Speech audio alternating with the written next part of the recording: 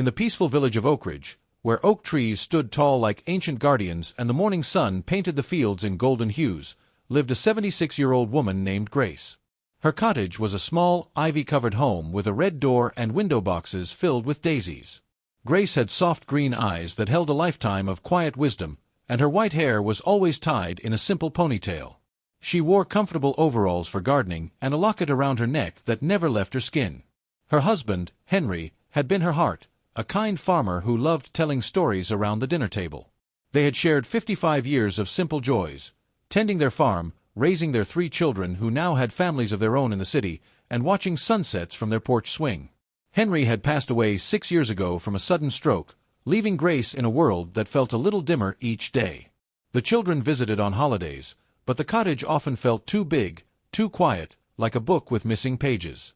Grace filled her days with routine to keep the loneliness at bay. She woke early to feed the chickens, baked bread that filled the air with warmth, but one ordinary Tuesday afternoon, everything changed.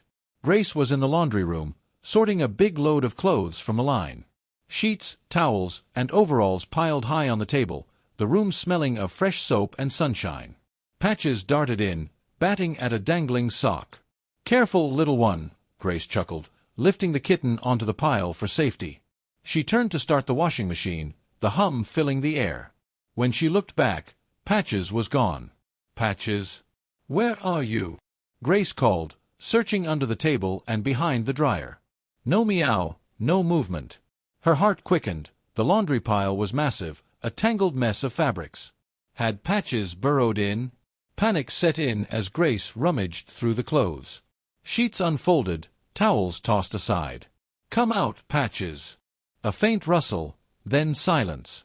Suspense built. The washing machine churned nearby, its door open. What if Patches had slipped inside? Grace's mind raced with horror.